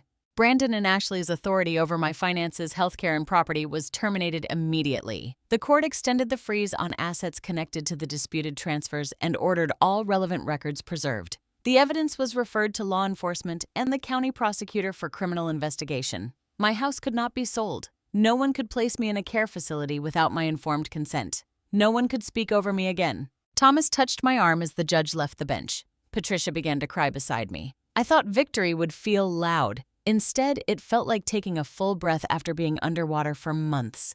As we prepared to leave, Brandon finally looked at me. "You destroyed this family," he said. I held his gaze. "No, Brandon. I finally stopped you from destroying what was left of it." 3 days after the guardianship hearing, Thomas called to tell me Brandon and Ashley had requested one final meeting. "They say they want an opportunity to explain," he said. I almost refused. What explanation could possibly justify forged signatures, stolen money, hidden medication, and months of carefully planned lies? But a part of me needed to hear what they would say now that their performance had failed. I wanted to know whether any remorse remained beneath their fear. The meeting took place in a private conference room at Thomas's office. A representative from Adult Protective Services sat near the door, and Thomas remained beside me throughout the conversation. Brandon and Ashley arrived separately. Brandon entered first. He was no longer wearing the polished suit from court. His shirt was wrinkled, his eyes were bloodshot, and several days of stubble darkened his face. Ashley came in a few minutes later. She sat at the opposite end of the table from her brother and avoided looking at him. For a long moment, no one spoke. Then Brandon leaned forward. "Grandma, this went further than it was supposed to." I stared at him. "That is your explanation. I never wanted you hurt. You told Ashley to increase my medication. I didn't understand how dangerous it was. You said that if I ended up in the hospital, the house would belong to someone else before the doctors understood." His jaw tightened. "You heard one sentence without understanding everything that was happening. I heard months of recordings." Brandon looked toward Thomas as though hoping he would stop me. Thomas remained silent. Brandon pressed both hands against the table. "My company was collapsing," he said. "I had employees depending on me, families, people with mortgages and children. If the business failed, it wasn't only my life that would be destroyed. So you decided to destroy mine instead." "That's not what I did. You borrowed against my house without my knowledge. You had equity sitting there while I was drowning."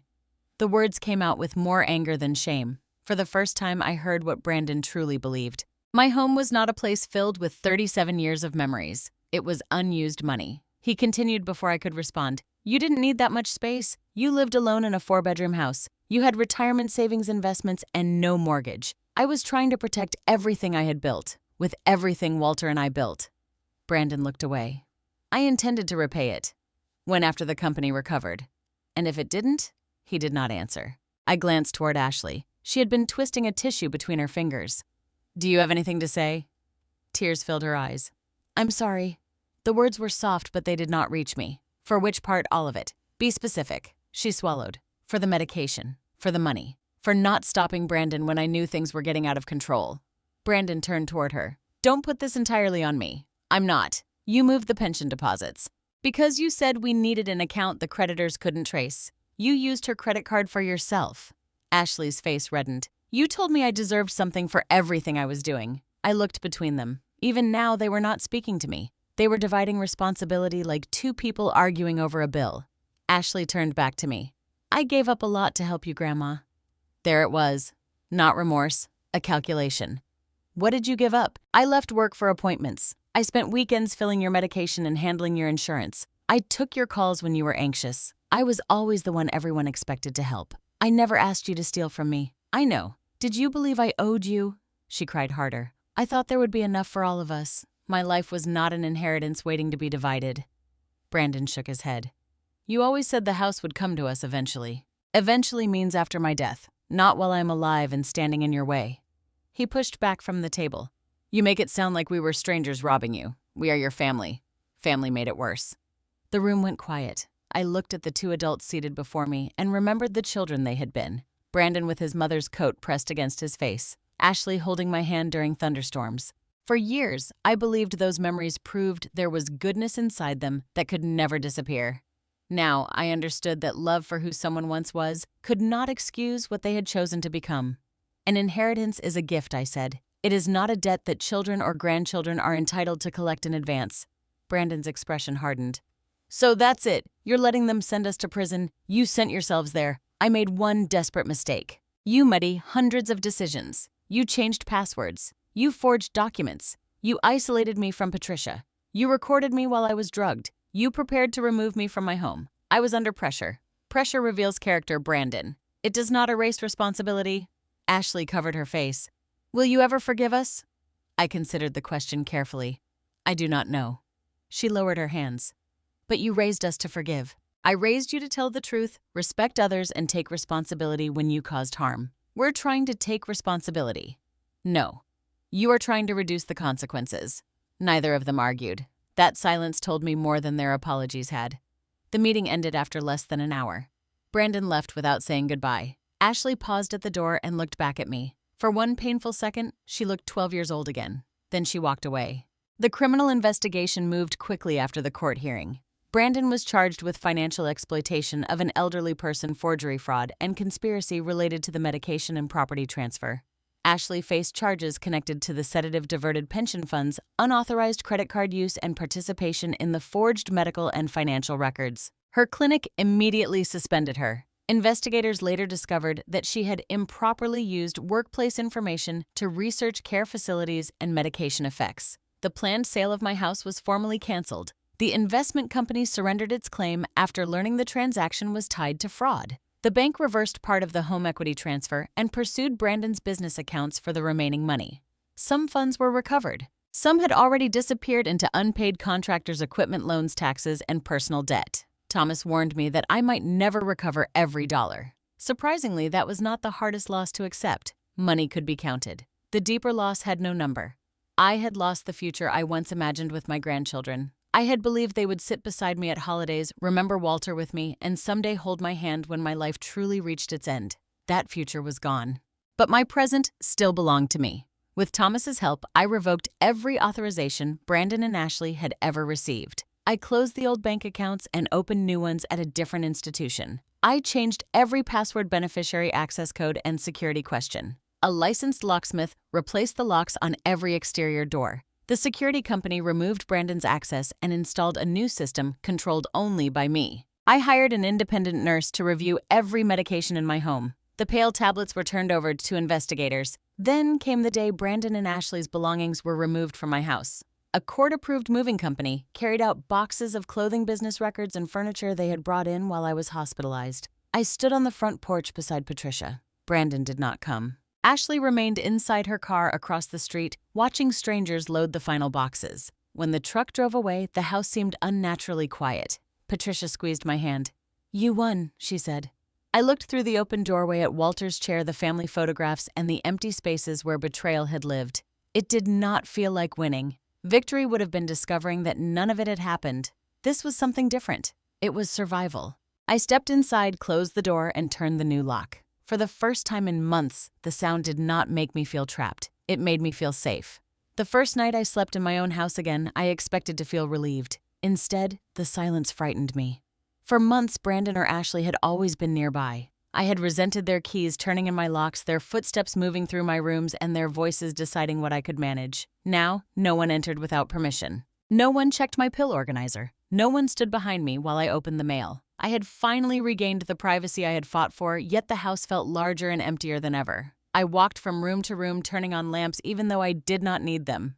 In the living room, Walter's chair remained beside the fireplace. His reading glasses were still inside the drawer of the small table beside it. I sat in his chair and listened to the ticking clock. For years after Walter died, that sound had made me lonely. Now it reminded me that time continued whether I was ready or not. The court had protected my home and restored my rights, but it had not taught me how to live with what my grandchildren had done. The next morning I began cleaning. I emptied the refrigerator, washed the kitchen cabinets, and removed every object Brandon and Ashley had brought into the house. Beneath the kitchen sink, I found one of Ashley's coffee mugs. The words, "Best granddaughter ever," were printed across the side. I held it for a long time before placing it in a donation box. In the hallway closet, I discovered a framed photograph of Brandon at his college graduation. Walter stood on one side of him, and I stood on the other. Brandon had his arms around us, both smiling so widely that his eyes nearly disappeared. I remembered how proud Walter had been that day. "Our boy made it," he had whispered as Brandon crossed the stage. "Our boy." That was how we had thought of him. Not merely our grandson. Our boy. I placed the photograph on the dining table beside a handmade card Ashley had given me when she was 13. The front was covered with uneven red hearts. Inside, she had written, "Thank you for being my grandma and my mom." I read the sentence repeatedly until the words blurred. How could the girl who wrote that card become the woman who secretly placed sedatives into my medicine? How could the boy who once cried in my arms plan to sell the home where I had protected him? For several weeks, I avoided those questions. I barely left the house. Patricia brought groceries and invited me to church, but I always found an excuse. I told her I was tired. I said I needed to organize paperwork. I claimed the weather was too cold. The truth was that I felt ashamed. Logically, I knew I was the victim, but shame does not always listen to logic. I imagined people at church whispering about me. Some had believed Brandon when he said I was losing my mind. Others had accepted his warnings without calling to ask whether I was safe. I wondered whether they would pity me. Even worse, I feared they would think I had been foolish. Perhaps I had trusted too easily. Perhaps a stronger woman would have noticed the missing money sooner. Perhaps I should have read every page before signing. Those thoughts became another kind of prison. One Sunday morning, Patricia entered my kitchen carrying 2 coats. She placed one on the back of my chair. "What is this?" I asked. "We're going to church. I'm not ready. You've been saying that for 3 Sundays. I need more time." Patricia sat across from me. "Kathleen, there may never be a morning when you wake up feeling completely ready. Sometimes you have to go while you are still afraid. I don't want people asking questions. Then you don't have to answer. I don't want their pity. Then don't accept it." Her voice softened. "But you cannot allow Brandon and Ashley to take your community away after they already tried to take everything else." That sentence reached me. An hour later, I walked into the church sanctuary beside her. Several people turned when they saw me. For one terrible second, I wanted to leave. Then, a woman from my Sunday school group approached and wrapped her arms around me. "I'm sorry," she whispered. "I should have called you instead of believing what I heard." Another person apologized for assuming Brandon knew what was best for me. My cousin Ellen could barely meet my eyes. "I signed that statement supporting him," she said. "I thought I was helping protect you. You could have asked me." I know. There was nothing else to say. Some apologies were sincere. Others sounded like attempts to escape guilt. A few people avoided me completely. That day, I learned that healing did not require restoring every relationship. Some people deserved another chance. Others had shown me that their presence depended on convenience rather than loyalty. I was no longer responsible for making everyone comfortable. A week later, Denise Harper called. She asked whether I would consider attending an elder abuse support group at the hospital. "My case is over," I said. "The legal case is moving forward," she replied. "That does not mean the emotional part is over." I reluctantly agreed to attend one meeting. The group gathered in a small conference room on the hospital's 3rd floor. There were 9 people, most of them women near my age. One woman's son had opened credit cards in her name. Another had been pressured to transfer her house to a daughter who later evicted her. A retired nurse described how her nephew controlled her phone and prevented friends from visiting. As I listened, I understood that my story was not as unusual as I had believed. The details were different, but the pattern was the same. Help became control. Concern became isolation. Confusion became a weapon, and shame kept each victim silent. When it was my turn to speak, I hesitated. Then I told them about the pill organizer. I described waking in the kitchen while Brandon filmed me. I admitted that even after hearing him discuss selling my house, part of me had still wanted to believe there was an innocent explanation. No one judged me. One woman reached across the circle and touched my hand. "We all wanted to believe our families loved us more than they loved what we owned," she said. After that meeting, I returned the following week. Then I went back the week after that. Slowly, I began rebuilding the parts of my life I had surrendered. A nurse helped me create a clear medication list. I filled my own organizer every Sunday and photographed it for my records. A banking advisor taught me how to use stronger security on my accounts without giving anyone else control. I bought a new checkbook. The first check I wrote was a small donation to the hospital support program. My hand trembled slightly as I signed my name. But it was my signature. No one copied it. No one guided my pen. No one told me where to write. I also enrolled in a defensive driving course. Brandon had taken my car keys months earlier, claiming I was unsafe. When the instructor confirmed that I could drive responsibly, I sat alone inside my car and cried before starting the engine. The first place I drove was Jennifer's grave. I brought yellow roses and sat beside the stone. I tried to keep them safe, I told her. I loved them as much as I knew how. The wind moved gently through the trees. I could not save them from the choices they made. Speaking those words aloud released something inside me. I had spent months asking where I had failed, but loving Brandon and Ashley had not been my failure. Their betrayal belonged to them. My responsibility was deciding what I would do next. I began speaking during support meetings first for only a few minutes, then for longer. I warned others never to sign documents they could not read. I encouraged them to know the names of every medication they took, maintain independent access to their money, and insist on speaking privately with their doctors. Each time I told my story, it lost a little of its power to shame me. The house slowly began to feel like mine again. I moved Walter's chair closer to the window. I planted new flowers beside the porch and invited Patricia over for dinner. The memories of Brandon and Ashley did not disappear. They remained in photographs, old cards, and the corners of rooms where they had once laughed.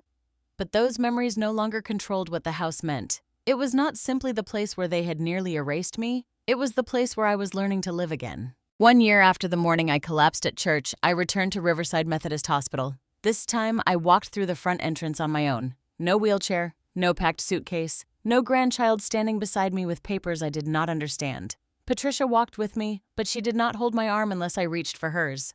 That small difference mattered more than I could explain. The hospital had invited me to speak at an event about elder abuse and financial exploitation. Dr. Emily Parker and Denise Harper would be there along with attorneys, social workers, nurses, and older adults from across Central Ohio. As the elevator carried us to the conference floor, I remembered the first question Dr. Parker had asked me in that hospital. Who prepares your medication every night? At the time, it had felt like the question that destroyed my family. A year later, I understood that it had saved my life. Much had happened during those 12 months. Brandon's company collapsed shortly after the court froze the accounts connected to my money. Several creditors filed claims and investigators uncovered additional falsified invoices and unpaid taxes. Faced with the camera recordings, bank records, and forged documents, Brandon eventually accepted a plea agreement. He pleaded guilty to financial exploitation, forgery, fraud, and conspiracy connected to the unauthorized medication. The judge sentenced him to prison. When Thomas called to tell me, I sat quietly beside my kitchen window. I had expected relief. Instead, I thought of a 16-year-old boy sitting on my laundry room floor, crying into his mother's coat. For years, I had prayed that Brandon would grow into a good man. Learning that he was going to prison did not erase the child I remembered. But remembering that child could no longer erase the crimes committed by the adult he became. Ashley cooperated with investigators after the guardianship hearing. She provided information about the medication, the altered medical forms, and Brandon's financial accounts. Her cooperation reduced her sentence, but it did not remove the consequences. She received probation, mandatory restitution, community service, and restrictions, preventing her from working with confidential medical records for several years. Her clinic terminated her employment. Through Thomas, Ashley sent me 3 letters. I did not open the first 2. The third remained on my desk for nearly a month before I finally read it. She wrote that she had begun counseling. She admitted that resentment had slowly replaced gratitude inside her. She had convinced herself that the time she spent helping me entitled her to my money. She said she was sorry. Perhaps she meant it. But remorse did not automatically restore trust. I wrote separate letters to both grandchildren. Writing Brandon's name at the top of the page made my hand tremble. Still, every word belonged to me. I told them I hoped they would eventually face the truth without excuses. I told them I would not spend the rest of my life carrying hatred because hatred would give their choices too much power over my remaining years. But I also made something clear. Forgiveness, if it came, would not mean access. It would not mean keys to my house. It would not mean control of my bank accounts, medication, healthcare, or decisions. It would not mean pretending the betrayal had never happened. I ended both letters with the same sentence. I loved you enough to raise you, but now I must love myself enough to protect the life you tried to take from me. I mailed the letters and did not ask for replies. The legal process recovered much of the stolen money, though not all of it. Some had disappeared into Brandon's debts and could never be returned. The loss still mattered, but I no longer measured justice only in dollars. My home remained mine. My accounts were secure. My name had been cleared. Most importantly, my voice had been returned to me. With part of the recovered funds, I created the Jennifer Miller Elder Protection Fund in memory of my daughter. The fund provided emergency legal consultations, independent medical evaluations, temporary housing, and financial security guidance for older adults facing exploitation by relatives or caregivers. I chose Jennifer's name because her death had been the reason Walter and I raised Brandon and Ashley. For a long time, I feared the tragedy surrounding her children would become the final chapter of her legacy. I refused to allow that. Jennifer had been compassionate, stubborn, and fiercely protective of people who felt powerless. I wanted the fund to carry those qualities forward. During the hospital event, Denise introduced me to the audience. She did not describe me as a victim. She called me an advocate. When I reached the podium, I looked out at dozens of faces. Some belonged to medical professionals. Others belonged to older women who looked as nervous as I had felt during my first support group meeting. Dr. Parker sat in the front row. Patricia sat beside her. I once believed the hospital visit that brought me here destroyed my family. I began. The room became quiet. But the hospital did not create the betrayal. It revealed what had already been happening behind closed doors. I told them how easily help could become control. It began with someone offering to pay a bill, someone organizing medication, someone answering a doctor's questions. None of those actions were wrong by themselves. The danger came when help removed choice, when concern prevented private conversations, and when love was used to make questions feel disloyal. I was ashamed because I trusted the people I raised, I said. But trusting someone you love is not a moral failure. Betraying that trust is. Several people lowered their heads. I did make mistakes. I signed papers without reading them. I allowed others to change passwords. I stopped asking about medications because questioning my granddaughter made me feel guilty. I paused.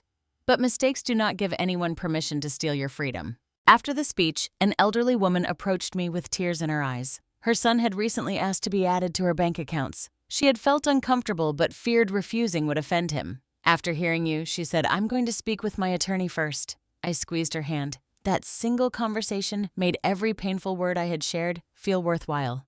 A few weeks later, I celebrated my 73rd birthday at home. Patricia decorated the dining room with yellow flowers. Denise brought a chocolate cake, and Dr. Parker arrived carrying a small potted rosebush for my garden. Several women from the support group joined us. So did friends from church who had earned their way back into my life through actions rather than apologies. There were empty places at the table. I noticed them. I always would. Healing had not erased grief. It had simply taught me that grief and peace could exist in the same room. After the final guest left, I stood on the porch beneath the evening sky. Across the street, Patricia waved before entering her house. I went inside, checked that the front door was locked, and placed my medication beside a glass of water. The label was clear. I knew its name, its purpose, and the doctor who prescribed it. Then I turned off the lights and looked around the home Walter and I had built. For months, I had believed that one hospital visit had taken my grandchildren, my security, and the future I expected. But it had also given me something I had nearly lost forever: the right to trust my own mind, the courage to set boundaries, the freedom to choose who entered my life. I did not lose my life in that hospital. I finally reclaimed it. Kathleen's story reminds us that love should never require us to surrender our voice, our independence, or our right to ask questions. The most dangerous forms of control do not always begin with threats. Sometimes they begin with offers to help someone paying the bills, organizing medication, answering questions at medical appointments, or promising to make life easier. Help becomes harmful when it quietly removes choice and makes a person feel guilty for wanting to understand their own life. Kathleen trusted Brandon and Ashley because she had raised them with devotion. That trust was not weakness, and it was not a mistake she deserved to be punished for. The shame belonged to the people who exploited her love, not to the woman who offered it sincerely.